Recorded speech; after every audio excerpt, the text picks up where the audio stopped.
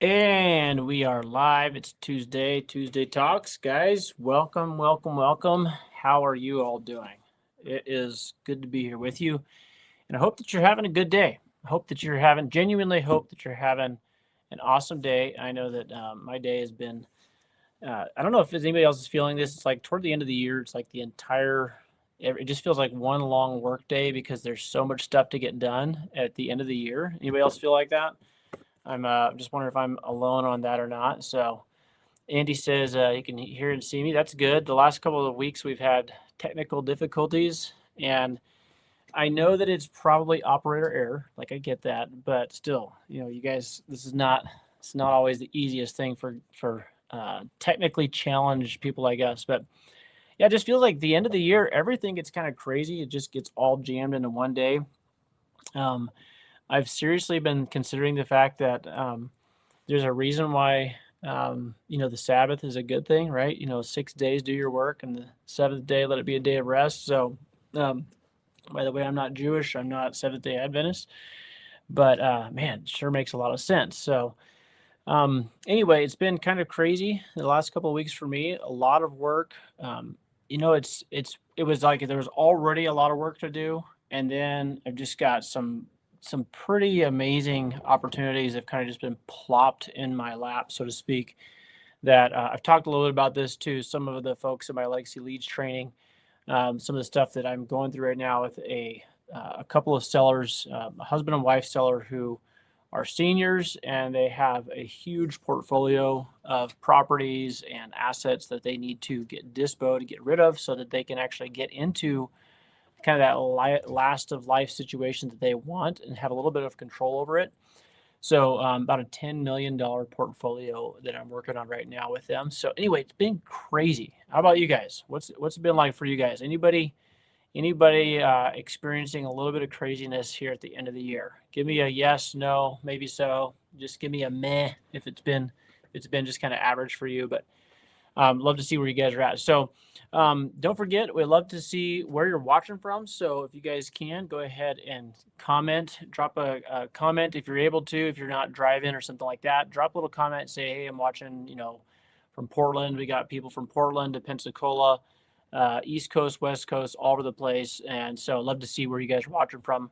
And if you're here for the first time, if this is your first time, love to have you guys just comment and say it's my first time here. So please do that.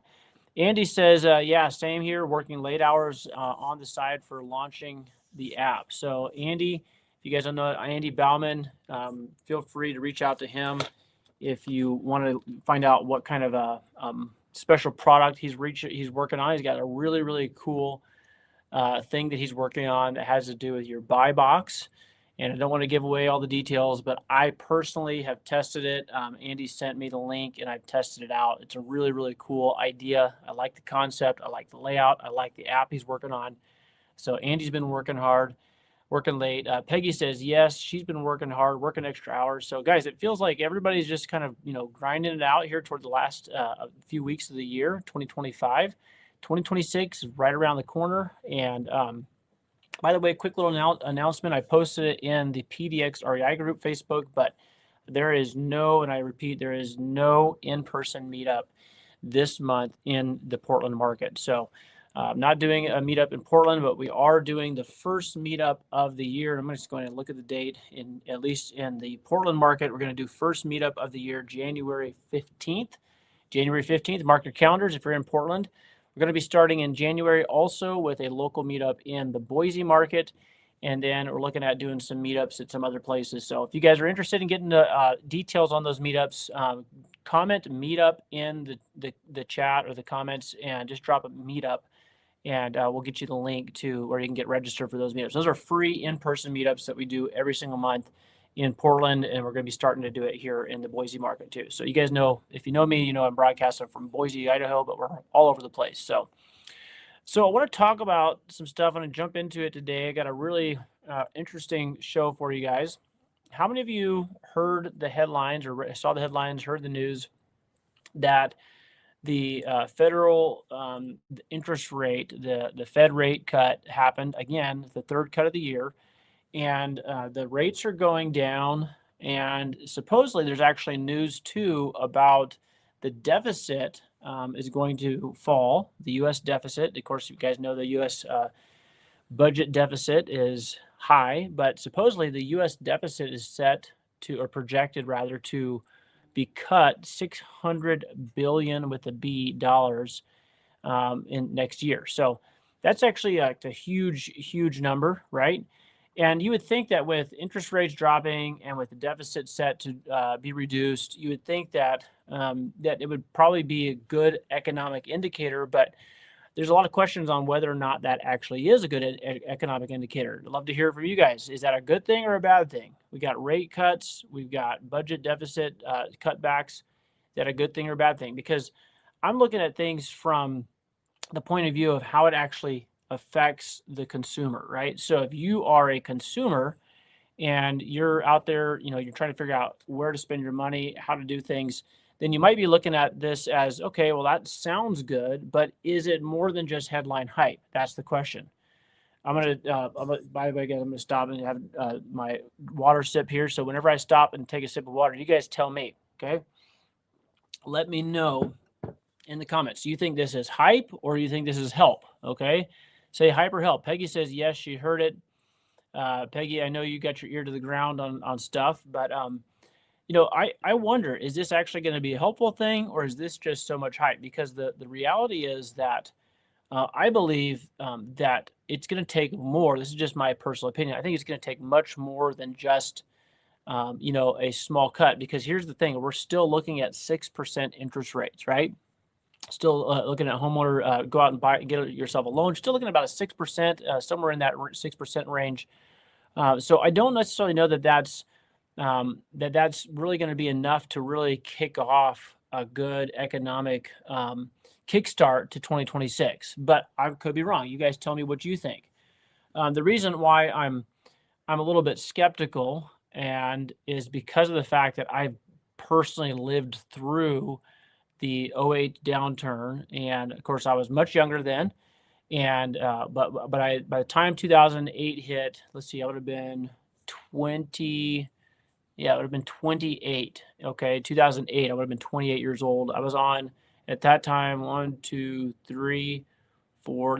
We were on our 5th house. Okay, so my wife and I got married in 2000. Just kids, 18 and 19 years old.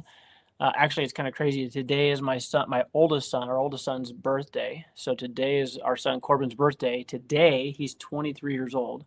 Okay, we've been married about 2 years when we had him. And it's crazy to think that when we were 23 years old, my wife and I were just talking about this last night. When we were 23 years old, we had 3 babies at the time. So crazy, right? Crazy. But anyway, I was 28 years old, 2008 hit. I was a self-employed contractor working in Florida while I was going to school at night, studying for ministry. By the way, if you guys didn't know it, I'm an ordained minister. So if you guys need weddings, funerals, counseling, you just want to talk about Jesus or the Bible, religion in general, I'd love to chat with you. So feel free. Anytime you want to DM me, let me know. But going back to 2008, it was 2008, going to school at night, working during the day, self-employed contractor, and everything. I remember literally like being almost like some of you that remember like 9/11 where you were. I remember a morning that I was getting ready to go to work, and we had this little TV, and the TV was on, and which was kind of weird because we don't normally have the TV on, but the TV was on. It was like a news story about the market had dropped 777 points in one day. You guys remember that? You guys comment 777 if you remember the day that the interest rates dropped 777 points in one day. And yes, Peggy, I do baptisms too. And so you and I have talked about that. We're going to be doing that hopefully when the weather gets a little warmer or sooner if we find a place that's suitable. That's really actually up to you if you want to you want to risk going out publicly and having a dip. But yeah, Peggy says 777. Yeah, you remember that. So remember that day? I remember that day, and I remember thinking to myself, that's interesting. Well, I didn't have anything in the stock market. I didn't have anything to do with investing. I was just a contractor, by day, Bible school student by night. And what happened shortly after that was I began to feel the effects of what was happening in the market, right? So even though I wasn't necessarily directly involved in the market, I began to feel the effects as a construction guy because suddenly jobs that I had out for bid, work that I was scheduled to do, all these jobs started getting canceled. Okay. You guys, anybody remember what that was like? So if you were in the construction realm, I know you felt it. If you were in real estate, I know you felt it in 2008. So by the time 2009 rolled around, we were so far in the hole, as just homeowners, that we ended up becoming like this close, this close. I don't know if you can see it or not, but it was really close. We became super close to having to being foreclosed on. Okay, so in our personal residence. And this is back when I knew nothing about real estate. I didn't understand anything really about the market. I just was like, we were on that plan to live in the house for 2 years. We'd sell it and roll the equity into the next one. Sell it, roll the equity. Sell it, roll the equity. You guys remember that plan? Really good plan, by the way.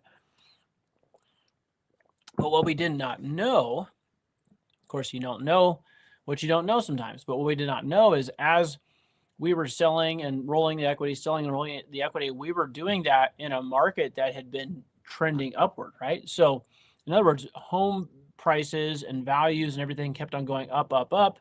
Remember back then you could if you could fog a mirror, you could get a mortgage loan. Remember that? Literally, it was time. Some of you are like, no way, it seems crazy.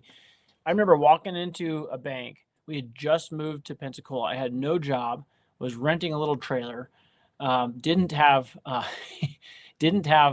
any employment, didn't even have a letter of employment, self-employed, didn't have my tax returns filed, and I was able to go in and get a pre-approved for a mortgage loan, and I got a loan to buy the house we got into because we did have a little bit of cash. So because we had sold a property in Alaska, again, had that equity, rolled it in.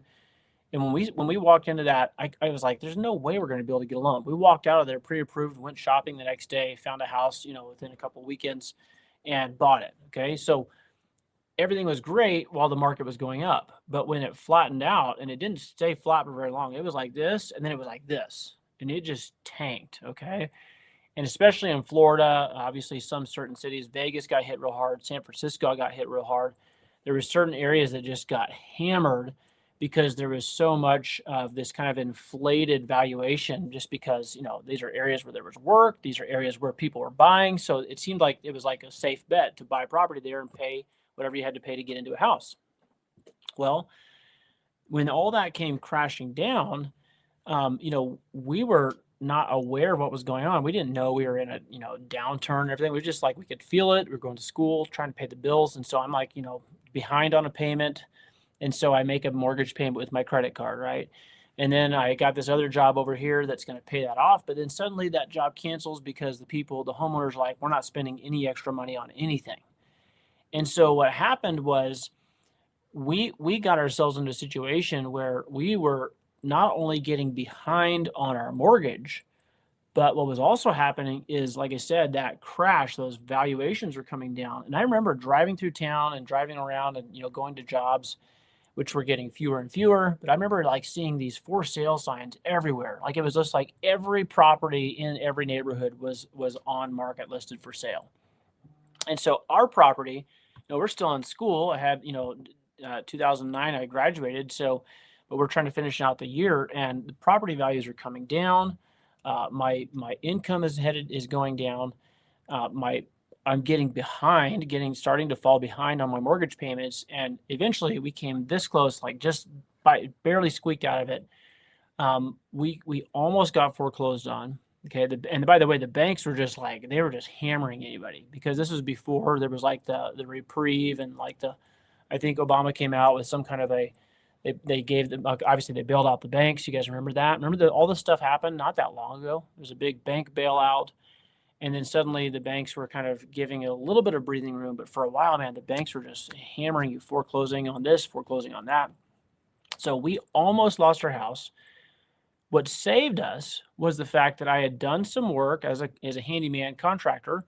I established a relationship with a guy who's a realtor in town, and he would have me do all this punch list repairs. So you guys have been through, selling a house, that the buyer comes in, they go out and they get an inspector. The inspector the inspector always will come up with at least 30 items to justify their existence. No offense if you're a home inspection, a home inspector, but we all know that a lot of the stuff that shows up on these home inspection reports is just pure hogwash, right? So anyway, but there's always this list. And so the buyers would come in and be like, hey, well, we want you to sell, the seller to fix this, that, and the other. And then I would get a call from this realtor because the sellers would say, hey, here's this stuff came up on the report. The realtor would be like, I know a guy. He would refer them to me. I would actually, oftentimes what I would do is I actually would say, here's my price today if you have me do it and to get on my schedule. And then here's my price if you wanted to defer the payment. So I added a little bit of extra interest, a buffer of interest, and I would get paid at closing. Well, I'd done a lot of jobs for this guy. He was happy with the way I worked. And anyway, I called him up and basically explained to him my situation. And he said, hey, let me see what I can work out. And he was able to negotiate with my bank on my behalf. Of course, I signed a bunch of stuff. I had no idea back then, but he negotiated on my behalf to go to the bank, and it got them to agree to doing a short sale. Okay, short sale, if you guys are new to the show, if you don't know what that means, it basically means the bank agreed to let me sell the property for less than what I owed. Okay, so because I owed a certain amount, obviously the market was tanking. I couldn't sell it for that. So the bank said, okay, we'll let him sell it and just walk away. So we went from like $80,000 positive equity, which had been the proceeds rolling over every single year. And we would always pay off credit cards, and our vehicles were paid for and all that stuff. But we had about $80,000 after being married for 8 years of positive equity from just buying houses at retail value and then selling them or doing a little bit of work and improving them. We'd done that house hacking thing, rolling the equity. We went from 80,000 positive to negative $30,000. So $110,000 difference in literally less than a year. Why am I telling you this story? Because when I see what's happening right now in the market, I'm not trying at all to say it's 2008 all over again, but I see indicators that point toward the fact that I believe that we're going into a housing market that is, for some people and for certain markets, is going to be very, very difficult. And I just don't see, I just don't see this, headlines about mortgage rates cut or budget is going to be reduced. I just don't, a budget deficit rather is going to be reduced. I don't see that as being like enough good news to really affect the economy.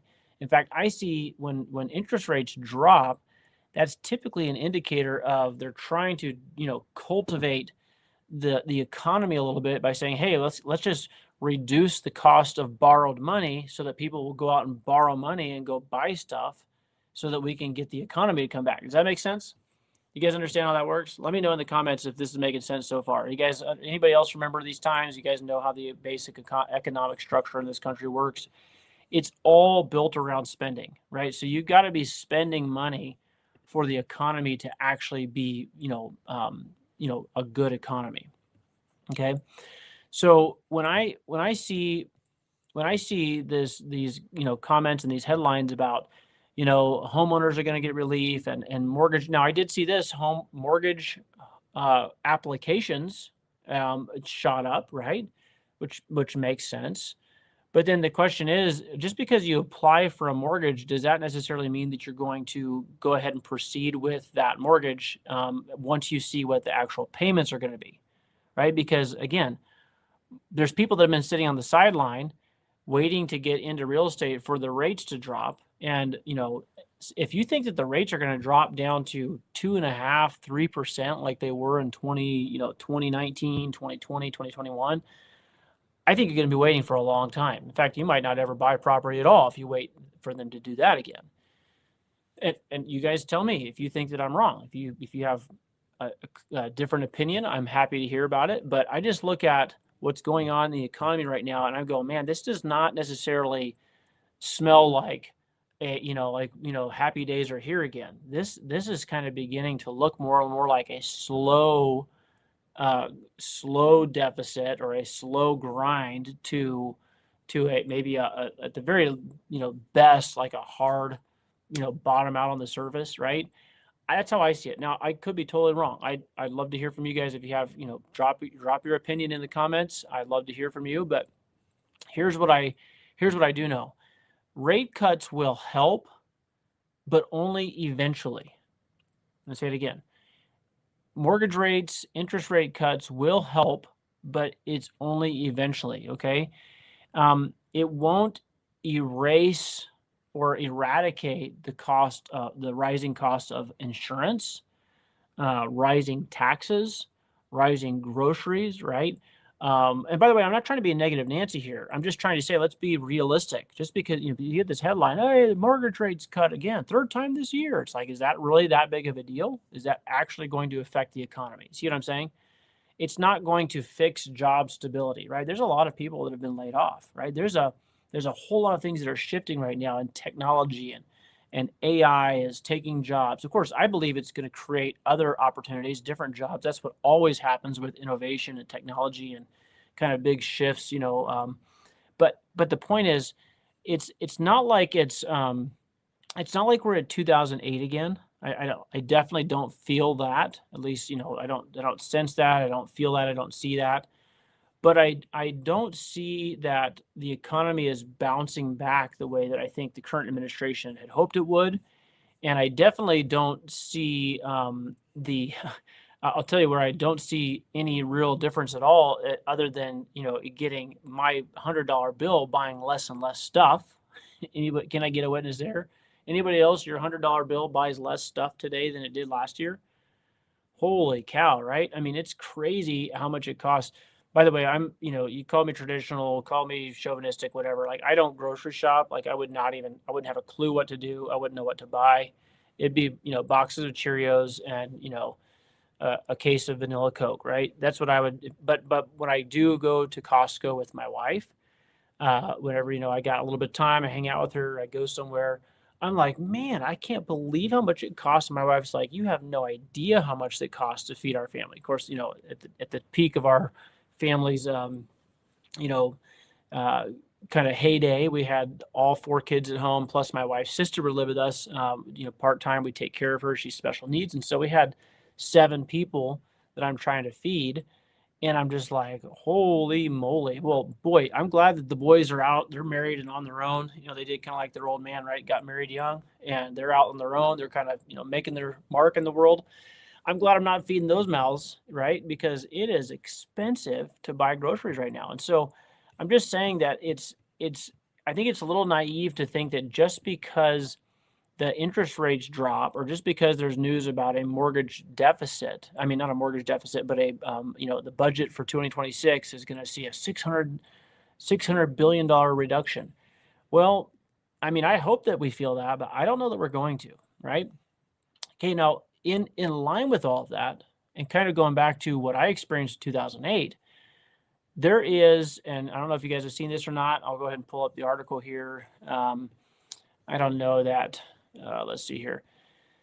So mortgage. Here's an article from MBA.org. Okay, I don't know if I can share this or not. Last time I tried sharing the screen, it froze everything, so I'm not going to do it. But I'm reading an article from MBA.org. It says mortgage delinquencies are increased in the third quarter of 2025. Up almost 4% increase. No, I'm sorry, I'm reading that wrong. U.S. foreclosures surges 20% as more homeowners fall behind on mortgage payments. Okay, now you guys, I want to hear from you. Okay, so if you haven't commented yet, get ready to comment. Okay, I want to hear from you guys. What kind of mortgages do you think are seeing the most defaults? Okay, I'm gonna make you guys think a little bit. Okay. U.S. mortgages are seeing a huge increase in defaults right now, right? So default meaning they're behind at least 90 days. They've now gone into default. They're in what would be called pre-foreclosure. It's not foreclosure yet. It isn't auctioned yet, but they're in default. Okay, so what kind of mortgages are you seeing, or do you think is the most seeing like a huge increase? Peggy says VA. That's obviously Veterans Assistance. So you think it's VA? Does anybody else have any other guesses? Let me hear what you guys think. Okay. What kind of loans are you guys thinking are seeing a huge increase in defaults? Okay, I'm gonna wait for a second to see what you guys comment. All right, typing something in here. Okay. Anybody? Let me see what else what other comments we have. Okay. Andy says hard money loans and commercial. Okay.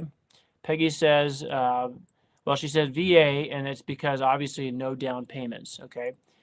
Well, you would think that that may be it, but Peggy, your other guess is more accurate. It's FHA. So FHA is Federal Housing Authority, and these are loans that were pretty much they were purchased by Freddie Mac, Fannie Mae, right? So you guys know Fannie Mae is a big institution, and it's obviously federally funded. And this is an institution that buys mortgages from lenders. Okay, so and I know that's a super generalization, but in essence, what you want to look at is you want to see how like does the FHA work? How does the VA work? So VA is obviously also veteran affairs, not veterans assistance. I said assistance, but VA is for veterans, right? For families of U.S. soldiers, military, and so you can actually go and get if you're a VA if you have VA qualifications, you can get into a loan into a home with no money down, right? So this is actually a really good program for our soldiers and for our veterans.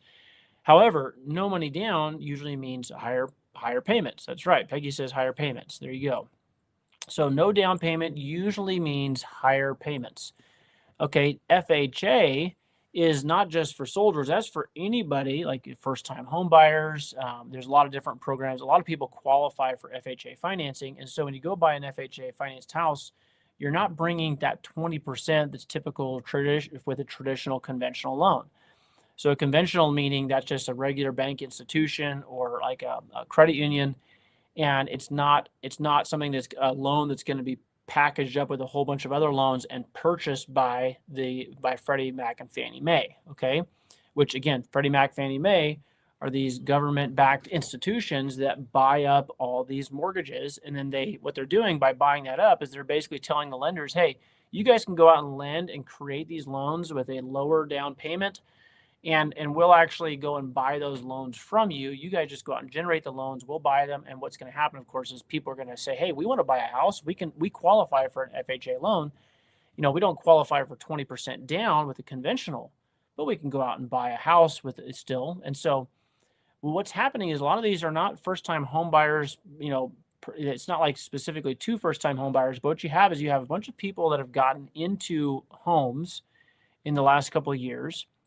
I actually have a friend who is a mortgage lender, and he was saying for a while, he was saying things like, hey, buy the home, not the rate, right? Buy the house, not the rate. Well, so people are like, well, hey, I can buy the house right now. The interest rates are going to come down. I can make these payments for a while. Well, remember, if you bought a house 3 years ago and the interest rates were or 2 years ago, kind of at their peak, like in the sevens again, right? They were pushing 8%. If you bought a house then, and in the meanwhile, has the cost of goods come down?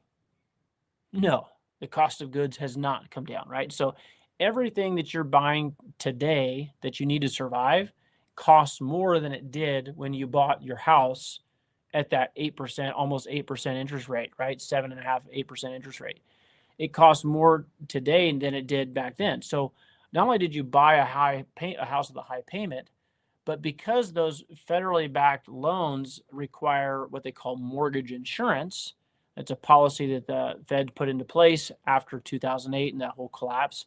So they said, hey, we're going to give you the loan, but you have to pay a little extra money every month for mortgage insurance. In case you default, we have an insurance backer that will basically keep that loan from keep the government or the lender from going into hurting. And so there's all these little costs and fees that are added. So you got this high interest rate. And by the way, in the meanwhile, has the value of properties gone up over the last couple of years? Not so much, right? So remember I was talking about when we were doing it, prices are going up until they just nosedived. Well, they've been going up, and then they kind of started tapering off, and they're definitely flattened out, if not reduced a little bit. So values on properties are not as high as they were in most markets. Now, there are exceptions. Okay, there are exceptions to that. But for the most part, as a general rule, a lot of people bought properties when the market was kind of at its peak as far as valuations They paid a higher price for the loan because that was just, there was like, hey, it's like my friend, it's a mortgage lender. Hey, just buy the house, not the rate, marry the house, not the rate. Right. So you can always go back and get a refinance when rates come down. Well, guess what hasn't happened? At least not a significant enough way to make a huge impact. Rates have not come down far enough in the last couple of years to make that big of a difference, especially when you have people that may not have the same job security that they did a couple of years ago, right? Because all this post-COVID stuff and AI stuff has disrupted the job sector enough to where there's people that are legitimately worried about their jobs, right? They don't have the job security that they did just a couple of years ago. Is this making sense? You guys connecting? Give me a yes or no. I don't know if you guys can still hear me. I'm going to check the comments real quickly. Drop something. Give me a yes, no, thumbs up. Give me a heart. Make a comment. If you guys are watching on Instagram, feel free to make a comment there too. Facebook, YouTube. Love to see what you guys are saying. Okay, so here's the thing. I think that Peggy's saying yes. Good. I know Peggy's with me at least. Okay. All right, totally. Okay, good. You guys are tracking. All right, I just want to make sure you guys are still with me, and I'm not just talking into the camera. By the way, this is the weirdest thing. I love doing Zooms. I love doing live trainings. I hate doing this because I'm just looking at this little green dot right there. I don't know if you guys are there or not. So, all right, Kevin Smith says, all right, he's with us. Cool. So what happens is we're in a market right now that is wonky, to say the best. Okay. And Tyrone, you're on Facebook. Thanks for being here, brother. Appreciate you. Cool. Good to see you guys. All right. So I know there's at least 4 of us that are still in this together. Okay. So when you have the interest rates not really coming down that much, I mean, there's been a reduction. But by the way, it doesn't always impact, just because the Fed reduces their interest rate doesn't necessarily mean that mortgage rates come down either. Because a lot of times mortgage rates, they anticipate the Fed is going to drop, and so they'll actually adjust their rates down a little bit. It doesn't always mean you're going to see a significant drop in mortgage rates. And so what's going on right now is you have this kind of stagnant economy. It's not really a good economy. It's not booming by any means. And Andy says they're doing anything possible to have the illusion that everything is great with real estate. Well, real estate is a huge, huge part of the U.S. economy, right? And by the way, there's people all over the world that want to buy real estate here. So again, conventional lenders, they're able to put all these loans together. They say, hey, we got all these 30-year mortgages. We've got them locked in. These are on with 20% down. It's a safe bet. They put all those together in a package, bundle it, and then they sell it to, different investment groups and, all that different stuff, the way the big high-level economy stuff works. Well, when you see the U.S. real estate values kind of, stagnating a little bit, and by stagnating, meaning there's not a lot of people out there actually buying these properties the way that there was. And the people that would want to buy, they can't afford to, because even if they qualify, they can't afford to pay the interest rates that it costs today. And they're not just looking at the interest rate; they're looking at like, man, this monthly payment is making a huge, chunk out of my monthly income. Plus, I've got all these rising costs. Everything else is costing more money. And so, by the way, I don't know if you guys saw this or not, but Fannie Mae, did you guys see this article? Fannie Mae that they buy up all these loans. They confirmed earlier today, I believe it was, that they are actually relocating from their main San Francisco office to Birmingham, Alabama in 2026. So they are relocating their big San Francisco office to Birmingham, Alabama, and there's a lot of talk about that, obviously, because, you've got a lot of people that are making, frankly, they're making pretty good, income probably in San Francisco working for the federal government, or at least a company that's backed by a federal government. They're not necessarily being required to relocate, but if they don't, there's a pretty good chance, or if they don't want to, there's going to be some changes to the changing of the guard in that too. So, in other words, it kind of is weird, because you're seeing, like, first of all, everybody's leaving California, right? Now, I shouldn't say that. Not everybody is. I know that there's still some fantastic people, and there's some fantastic real estate deals. There's still California is still a great market. Here's the thing, for the right kind of buyer, right? When you see Tesla leave California, when you see Fannie Mae leave California, there's something going on in their economic structure that is not good. It's not conducive for business. It's not conducive for an economic, you know, end game that actually makes sense, right? So there's a lot of people that are leaving California. There's a lot of people who are leaving New York City. There's a lot of people that are leaving all these places. There's kind of this shift again, this migration shift. And so what does that all mean for us, right? If you guys are here today, I guess you probably have some interest in real estate, right? Real estate investing. By the way, if you guys are interested in real estate investing, drop a comment that says yes. Okay. So, and then maybe even not just say yes, but say yes, and I'm trying to wholesale, or yes, I'm an end buyer. Okay. Let us know what kind of real estate investment strategy or vehicle that you're really focused on. Are you a buy and hold? Are you a flipper? Are you a wholesaler? Are you a realtor? Are you a broker? Like, let us know, you know, are you a bird dog? By the way, if you guys are bird dogging, I know Tyrone is doing a little bit of that. I know Kevin has. So if you guys are whatever area of real estate that you have an interest in, let me know in the comments so that I can, you know, kind of I want to follow up with you guys and see. I'll check back on that in a minute. But in the meanwhile, okay, so in the meanwhile, what does that mean for us? Okay. What does it mean for us? We got this economic stagnation. We got interest rates are not really that great. They're going to continue. Okay, let's see here. We're gonna remove this because we're not doing that. Oh boy. Well, I'm gonna have to go back through. I don't know. High rise conclave. We're not doing Streamboo. I don't know what that is. So, by the way, guys, sometimes we have different people commenting on here, and I don't know what all it is. So, if you guys see something that's inappropriate or it looks like spam, then just let me know. I'll try to go back and remove it later. But the point is this: I think that we all understand that the economy is not doing great. The housing market is not necessarily like, you know, just booming. If you guys have a property listed for sale, whether you're a flipper or you're a wholesaler, you got under contract, or you're just a realtor, just, you know, marketing your client's house, you all know that it's not the same market as it was a couple years ago. In fact, I've got a property that I am actually selling. In fact, I've got the, let's see if I can cover up let's say the address right now. We'll be going through this later, but I've got a seller statement. In fact, I'm just going to I'll put a little sticky note on the top of this here. So, we got a seller deal that's not a seller deal, but a property that is closing.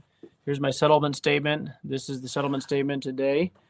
I want you guys to know I was expecting to make about $50,000 on this deal.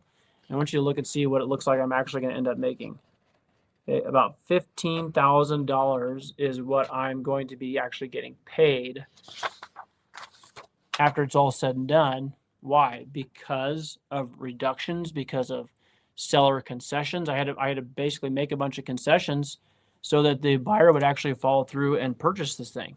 Okay, so it's not the same market. It's just a little bit of a wonky market. Okay, so what does that mean for people like us? Well, number one, I want you to write this down. Okay, take note, type it back in the chat so that you guys get a hold of this. Okay, be very careful on what the offers you're making. Okay, I'm gonna say it again. Be very careful about the offers that you are making, right? Like, don't be making offers at the, okay, ARV, which, by the way, some of you base your ARV, your after repair value, on comps that are some of them a year, 18 months, 2 years old. That's a bad idea. You want to do your ARV on, if you're determining after repair value, like what's it actually going to sell for on the market, don't look at anything that's older than 3 months, okay? At the max, 6 months old. And even 6 months old is not, it's still not a great, it's not a great comp, okay? So 6 months or less, 3 months or less is preferred. And then even with that 3 month old comp, you know, you can see the house, similar neighborhood style, whatever, sold for X amount 3 months ago. it just sold back in August at this price. Okay, we'll take a little bit more off of that because since August, the economy has continued to slide down. Okay, so number one, be very careful about what you're making offers on. Do not go with the model of ARV times 70% minus the cost of repairs, and that's my maximum allowable offer. That's my MAO. Don't do that because the economy is not the same, and you want to make sure you're getting much, much deeper discounts. I would say just on a safe bet, whatever the ARV is, and I'm talking about recent ARV on recent comps, whatever the ARV is, 50% of that if you're making cash offers. And that's for even for deals that are like kind of decent, okay? So I want you guys to be really, really careful about the offers that you're making, especially your cash offers, okay? Somebody type in the comment, I will be careful. I will be conservative. Okay, I'm not saying you have to go vote for Trump. I'm just saying, and by the way, I don't care who you voted for. I just know this: whenever it comes to making offers, you need to be conservative. You need to be very, very careful. This is a time you do not want to be a liberal. Okay, now there's other places and times maybe you wouldn't want to be a liberal either. So again, I'm getting political here, so I got to be careful. But actually, I'm not going to be careful. I don't care, but that's not what this show is about. I don't care how you voted. I do know that there's some definite things you want to consider about your candidate of choice and how their policy is going to affect economy if you are in business. That should be something you consider, right? So be careful, be conservative about the offers that you're making on real estate right now. Do not do what that was going on. Do not make the offers. If you're watching YouTube videos or you got a course that you bought 3 years ago, do not be going by those numbers. 50% max on your cash offers, okay? Number one, be careful. Number two, be creative, okay? So we'll just do this. Number one, be careful. Number two, be creative. Get creative. Okay, you guys know I'm in Pace Morby's group. Obviously, I've been following Pace, working with him since early 2020, like January 2020. Before there even was Sub 2, I was part of, I went down there and hung out with him in Phoenix, saw his old office back when he was with HomeVestors, and he was one of the local area HomeVestor reps, and just basically hung out with him, got to visit with him, got to go to his little podunk office, storefront office, and go out on his job site seller walkthroughs. It was really, really cool. Okay, well, Pace since then has blown up. He's exploded. Well, how did he explode? How did he make a name for himself? Well, he's really carved out this niche in creative financing. So number one, be careful. Somebody say number two, get creative. Okay, drop a comment. Get creative. I will be careful. Okay, Stu says we will be careful. Good info. Tyrone says, I will be careful. Very good. Peggy says, never make an offer on the MAO formula. Never. Okay. Well, the maximum allowable offer, there is a formula there, but that formula can be adjusted. But you get the idea. She's saying don't go by just the traditional way of doing it. Okay. Stu says, my wife Jessica and I are just getting started. Love to do RV parks eventually. Yep. That's really popular right now. We are looking into pursuing both bird dogging and helping people in foreclosures. Okay. Trying to get started. Stu, well, thanks for being here. I don't know if that's your name, Stu, but if your name is Stu, thanks for being here. And let me just tell you, that's kind of where I was going to go with this get creative thing. When you're making offers, have your cash offer, right? And it needs to be a low, like how low can you go before you feel like kind of embarrassed, right? Make your cash offers low. But the problem, this is what led me to Pace Morby years ago. The problem was that for those cash offers, even if the seller wants to say yes to your low cash offer, there are situations more often than not where they can't say yes. Why? Because they have a mortgage. They have a mortgage in place and they cannot accept your cash offer because it doesn't have enough in it to pay off the mortgage. Okay. So this is where it really, really helps to get creative. This is where creative financing deals make a ton of sense. Okay. I'm going to show you guys something I was actually going through with one of the one-on-ones that I do. So I do some mentoring. I've been taking a group of people through how to find the best leads in America. These are specifically leads that come from the senior sector and how to work with them and their family members to get them moved into assisted living and acquire their house. So we got a deal like that closing in Forest Grove. I've got a deal like that over here in the Boise market. I'm still working on a couple in the Portland market.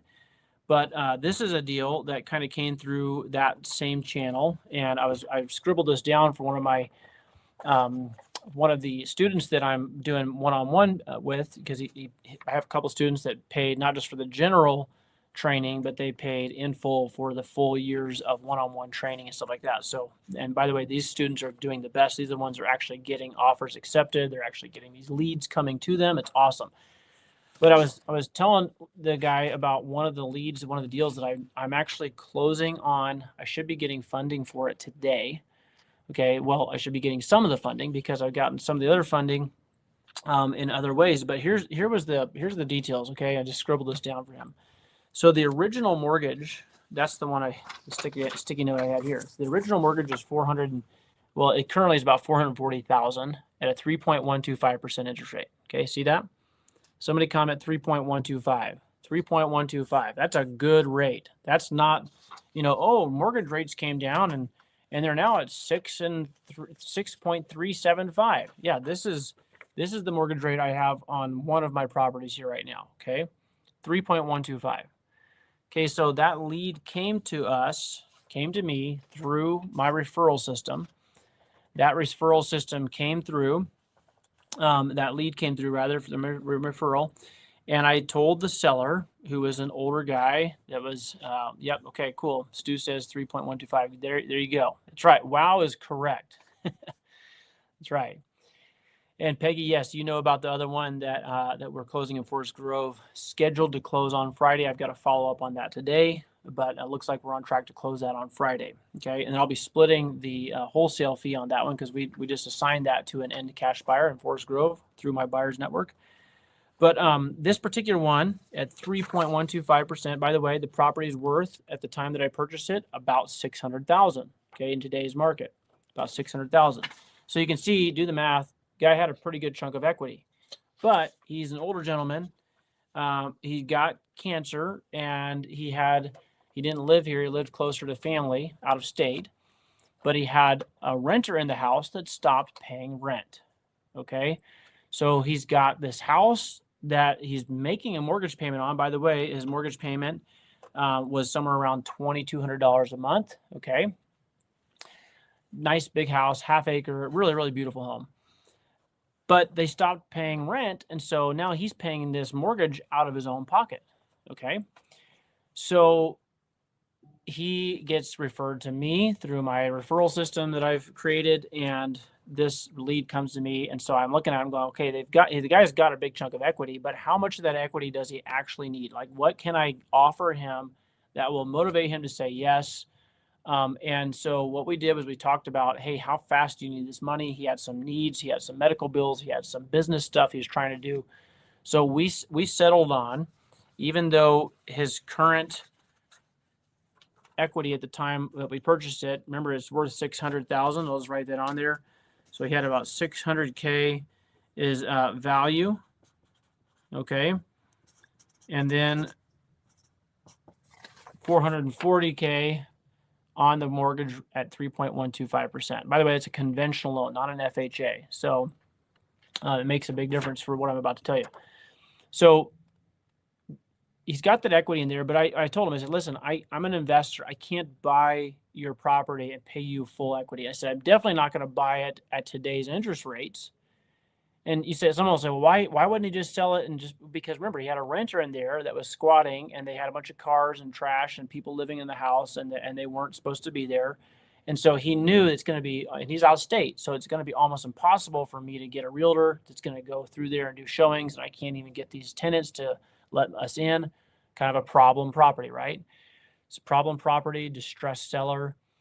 He's making mortgage payments out of his own pocket. And so I said, I can't pay you $600,000. I said, and really, even at cash, my cash offer isn't going to be enough to pay off your mortgage because I'm not buying your property with cash and paying high interest rate. I said, but what I can do is if you'll agree to leave your mortgage in place, okay, I'll take over this and start making those payments. And I'll give you about, you got about $160,000 in equity. I'll give you, let's just say $80,000 of that equity. I'll give it to you in cash in 10 days or less. Okay. So that's what we worked out. So I got to give this guy $80,000. Now, here's where strategic creative financing comes into play. I'm going to give this guy $80,000. I'm also going to pay my referral lead source so that she'll keep bringing me referral leads like this. And so I say, okay, I'm going to need, I'm going to pay myself, of course, right? Because I'm not doing this for free. So I got to pay a little bit of money to myself. So I said, okay, what I need to do is I need to borrow about 100,000 so I can pay that 80, pay the closing costs, pay my referral lead source, pay myself, right? So I did, borrowed $100,000, agreed to pay it off in 6 months at $115,000 because I wanted the money fast. Okay, so the way that you get fast money is you give a great interest rate on a property that has equity in it. Okay, so my lender, he loaned me the money. I've worked together with him before. He loans me the money quickly. I get the seller paid. I get the referral paid. I pay myself a little bit of money. I go through the court process, get the tenants out, go in and clean the property up. And I'm looking at it going, man, this is a nice house. Like, I think I can just put this back on the market and sell it. And so I have a problem though. I owe my lender, remember 15% interest on $100,000. I owe him $115,000. So I go to the market and the market basically tells me, John, we like the house, but I say market, I listed on MLS. I put it on a couple of different platforms. Market tells me, John, we like the house, but since the time you bought it, it's no longer worth $600,000 in today's market. By the time I get it all to market, it's probably worth more like $585K in today's market. Okay. That's what it would sell for today. So I just lost some of my equity, right? Like, shoot. Well, I don't want to just give the house away. And everyone's kind of like the same thing. By the way, if we're going to pay that much money in today's market, we want the carpet replaced. We want it repainted. We want the wallpaper in the kitchen removed. And so they're kind of wanting that premium product, right? Which, by the way, buyers have the right to demand what they want when the market is shifted in their favor. That's why I say it's a buyer's market right now. Okay. So again, retail buyers understand this. Their realtors are working to help them get concessions and things like that. This is a perfect example of one that I thought I was going to do really well on. I ended up making 15,000 instead of 50. Okay. It's just part of real estate because there's a whole bunch of concessions I had to make to get the thing closed. Buy down the interest rate, pay the buyer's fee on this, blah, blah, blah. So now that one was a little bit of a unique one. I don't want to go into all of that, but I want to stick with this one here. So now my property is worth $585,000. I still want to sell it, and I still got to pay my lender $115,000, and the 6-month timeline is coming, and it's here, right? So what to do? So here's what I did. You guys want to know what I did? Then say yes in the comments. Okay, give me some yes. I wanted to make sure I've still got an audience here. Give me a yes in the comments if you guys want to know what I did. Okay. Hey, there's Kayaka. Good to see you, bro. Kai says hello. Happy holidays, brother. Merry Christmas to you guys. Happy Hanukkah. All those things. Let me know in the comments if you want to know what I did, or maybe take a guess. Tell me what you think I did. Okay. Kevin says yep. Peggy says yes. Let me know what you think I did. Okay. Stu says yes. Cool. Okay. So remember, I've paid the seller off, right? He's agreed to let me actually keep his mortgage. And I'm going to just give you guys a quick little, just so you guys see, like, this guy, this isn't somebody I had to convince. This is somebody, once you show them how to do this, it makes a lot of sense to people. So I'll just go ahead and give this to you guys right here. So let me turn this up. Here's my seller on this particular property. On John Buys Houses, what did you think? Oh my God, the transaction was so easy. It's like, man, you people don't know what you're missing. You need to get with John. He takes all the hassles, headaches, and everything out of a transaction. You just get it in the info and just kick back, and his professional crew takes care of everything. You'll be so happy that you dealt with him. You won't want to deal with anybody else. You need to cash pretty quick too, right? I did, and he totally helped me out to expand my business. Like I said, man, you need to make your transaction easy. John takes the headache out of everything. Now, just so people know, we did something kind of unique where you're leaving your mortgage in place and I'm taking over your payments and your mortgage. How do you feel about that? Are you comfortable with working with me and do you feel like it's a good transaction? I feel totally comfortable. Otherwise, I wouldn't have done it because I've got excellent credit and stuff, and John does too. And he's a very professional businessman. He knows that I am, and work well together, and everything worked out great. They take care of your credit, so there's nothing to worry about. Okay, so anyway, you get the idea. That's the seller. He's happy. Okay, so got him taken care of. How did I do that? I borrowed $100,000, paid the seller, paid the referral fee, paid myself. I think I paid myself right around $8,000 on that, and that of course covers my marketing, covers my business costs, and it gives me a little bit of money. So not a huge deal, but I was like, okay, I can rent it, I can resell it. So now I've got to pay back 115. And the market has shifted a little bit. It's come down to where I'm not really getting the same, feel for the market. And I'm getting some buyers that are saying, well, we kind of like it, but this one over here is brand new. We can get all the stuff and the builder is going to buy down our interest rate. So if you'll do that. So I said, okay, stop that. I pulled it off the market and I ran a Facebook marketplace ad. In fact, I had my wife post this and I posted something along these lines. Okay. I'm not going to be exact, but it's something like this. Owner carry financing available on property in Nampa, half acre, 3-bedroom, 2-bath, 3-car garage, nice home, move in ready, bring your highest and best down payment offer. Okay. So I've got leads coming in now. People are saying, hey, I'm interested. I go out there and show it. I get this person that says, I love this house. I want to buy it. Okay. How much? I'm thinking, I tell them I owe 115 and I'll let you actually just come in on my position, but you have to bring the 115. Then she goes, well, I don't have 115, but I've got 25. Okay. So and I'm not to go through all the details, but in what I did was I took her 25,000 and then I went and borrowed again another chunk of money from a private money lender combined with this 25,000. I put the other lender's money together with her 25, of course, paying myself a fee again. Okay. Got to pay yourself. And so put the other lender's money together with this money together. And I created an 18-month second loan position, but it's not a position that gives her actual ownership. It's an assignment contract. She has the right for me to assign my rights. Remember, I hold this property, I control it. And I said, okay, I will actually turn my control over to you if you perform on this note for 18 months. Show me that you can perform. And at the end of this, you're going to pay me this chunk of money. Well, of course, this chunk of money at the end, you think it's 115? No, it's more than that, because she's going to pay off my other lender with this money that she's going to bring. And when she pays off the other lender, so that lender is going to be satisfied. I get a little bit of money up front. My lender gets a little bit of money every month, and so do I, because I'm managing everything. So guys, I've gotten paid on the front end whenever I acquired it. I get paid every month. I got a little bit of money on this deal. I get paid every month, and I'm going to get paid again at the end of this thing. I'm going to get paid 4 different ways on this one deal, because I knew how to get creative. Somebody give me a, heaven yeah or something in the comments, right? You guys know me. I'm a hell no, heaven yeah. Okay, I'm not a hell yeah guy. It's heaven yeah. Get it right. So we say no to hell, we say yes to heaven. Okay, so heaven yeah, right? I mean, this is a great deal. This is a super cool way of creating win all the way around. So I have not just one private money lender that's going to do really well on this, but I've got another private money. Now, my other private money lender, not 15%, it was 12% is what I negotiated with them. They're super happy because they're going to get 12% plus interest-only payments of around $750 for the next, 18 months. And so they're super pumped about that.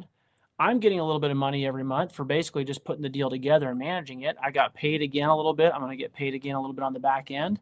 And in the meanwhile, I didn't necessarily put I didn't put this buyer in a position of ownership yet. They're going to have to earn their ability to own it, not with a lease to own contract, but with an equitable rights, the equitable interest that I have, I gave them an assignment contract where I can assign my equitable rights to them on a performance-based contract. So they have to perform to be able to take my position.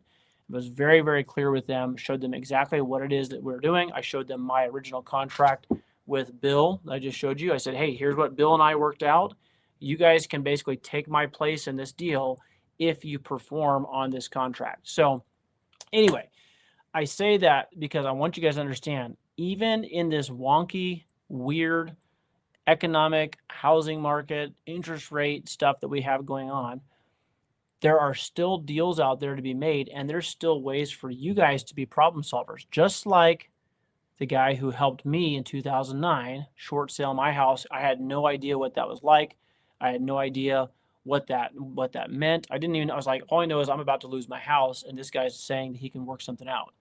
Well, I didn't even get paid in that situation. I just avoided foreclosure, right? Still had a short sale, but it lasted on my credit a lot less than full foreclosure.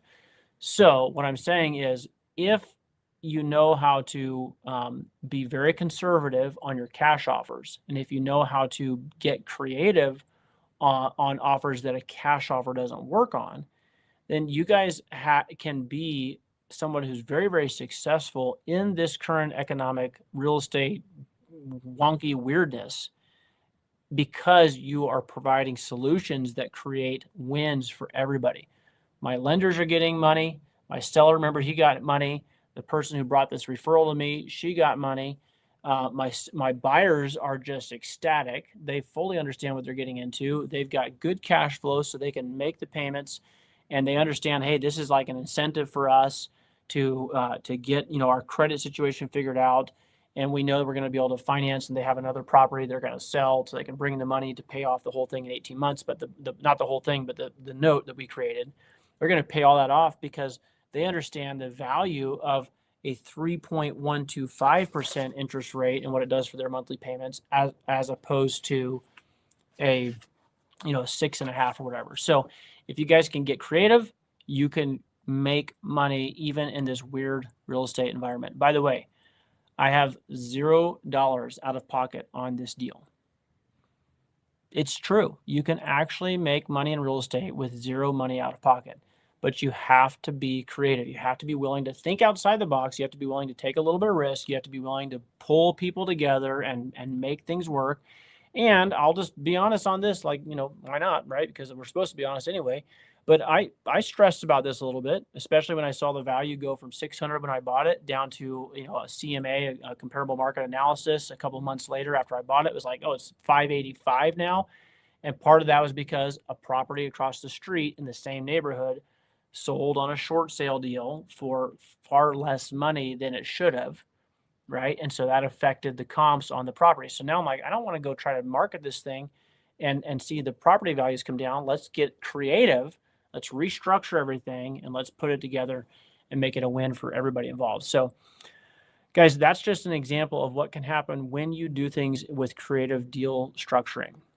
By the way, I think what I'm going to do is I'm going to put together a private, I don't want to disclose all the details on YouTube land, like to everybody, but if you guys would like to get the link to a private video, so I'm going to do a private link. You have to have the link to be able to watch it, but I'm going to put together something that shows how I structure all that. If you guys want that video, say me in the comments, drop a me in the comments, and I will get that out to you guys. It's not ready yet, but I'm going to be putting this all together, showing you the address, how much we paid. I'm going to go through the actual contracts, and I'll put it all together so that you guys can actually see the whole thing from beginning to end and everywhere along the way that I made money. Okay. Some really, really cool stuff. If you guys want that, say me in the comments and I will get you the private link when it's ready. Okay. And you guys, somebody remind me, Peggy, remind me. I want to try to have this out to you guys all within a week. So Tyrone says, yes, me. Stu says me. Okay, cool. This is something, if this is valuable to you guys, then let me know in the comments, say me, and I'll get it out to you. Andy says me. Okay, cool. Okay, guys, we're at 100, not 100. We're at 1 hour and 6 minutes already. So I apologize for this going a little bit long. I try to keep these Tuesday talks under an hour because I know everybody's busy. It's right in the middle of the workday. But if you guys are out there and you're looking at like, oh, the interest rates and what should I do? Should I jump in? Stu, you said you guys are trying to figure out where to get in. Bird dogging is really good. So the gal who brought this deal to me, I'm not going to tell you what she got paid because she got overpaid. But I will say this, I don't ever pay less than $1,000 for a good lead. Okay. So you bring me a good lead that I'm actually able to close on, you'll get $1,000 from me. Okay. I'll make sure you do. This gal, she kind of, anyway, I was obligated because of different things, but I basically had to pay her a much higher fee than I normally would. And I told her, I said, that's never going to happen again. But I say that to say, like, if you want a bird dog, you guys can get money on these bird dog deals. All it is just finding the deal that makes sense, knowing enough about it to like say, okay, I think could be a deal, and then sending it to someone like me. I have a website, dodealswithjohn.com, dodealswithjohn.com, that we're working on revamping, and we're going to have a portal for you guys to be able to drop your leads in there, and that way we can track it and make sure that you get paid for stuff and follow up with you. But the point is, bird dogging is a great way to break into this, get familiar, get your feet wet without having to take a lot of risk. Obviously, wholesaling is something a lot of people do. But I love the fact that, Stu, you mentioned trying to help people with foreclosures and things like that. That's exactly what I've done on many of my deals and helped a lot of people. And possibly in this particular situation, or in this particular scenario, it's possible that I really try extra hard because I do know what it's like. Okay, I've been there. Andy's got a lead. Him and I were working on over in Kennewick, Washington. Andy brought the lead to me. We had a phone call. We had a 3-way call with the seller on the line, with Andy on the line. Got to listen. Andy, I'm sure you got a little bit of value out of that. You can drop that in the comments if you want to share that. But the point is, we're working through these deals, and it's got to be the right kind of deal, right? It's not just like, hey, I saw a house that had a for sale sign in their yard. That could be a deal, right? You guys got to get a little more, dig into it a little bit more on what it is that actually constitutes a good lead. But having said that, you guys bring a good lead to me, I'm going to follow through with it. I'm going to find out what's going on with it. I'm going to have some questions for you, and I'm going to try to qualify, make sure this is actually a good lead, because it takes a lot of time to get these conversations going, to earn people's trust, to do the digging into the nuances, especially if it's creative. But the point is, if you have a mind and a heart to help people, and if you got a head that will learn as you're going and ask the right kind of questions and apply yourself and take advantage of stuff like these types of shows, the meetups we have, I promise you guys, you'll be making money in real estate, regardless of what's going on in the economy. Okay. So if you guys want to get that link, once again, once I get that video put together for how I went through and structured this deal, it's going to be a private link. You can't be going out and sharing it publicly. But if you want to get that link, say me in the comments. I'll get that out to you. And then if you have a lead or something that you think this might actually be a good deal, send it over to me, DM me, let me know, and I'd be happy to help you guys out however I can. I got to run. I've actually got to go. The wire, I just got to notice that the wire came in. Okay, let me just show you this right here.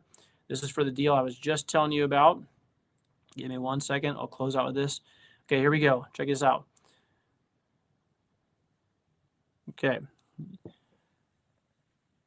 Titan just verified the wire. That means I have the funds now in hand to go and pay off my first lender, and I'm going to collect a little bit off of that. And that money we were using to kind of lock in for an 18-month contract for the seller, or for the potential buyer, to be able to get that money together and be able to get out and get themselves into the home ownership position through creative financing on a 3.125% mortgage. So that's pretty good, right? Anyway, guys, love you. Appreciate you. God bless you. If you guys got any value out of this, let me know. Stu, thanks for being here today. Appreciate you being here too, brother. Good luck to you guys. And if you have any questions at all, guys, let me know. You know where to find me. I'm not hard to find. JohnBuysHouses.com, at John Buys Houses on Facebook, at John Buys Houses in Instagram world, and then at John Buys Houses, the number 4 real on YouTube. So until next week, we'll see you guys. God bless. Take care. Talk to you soon.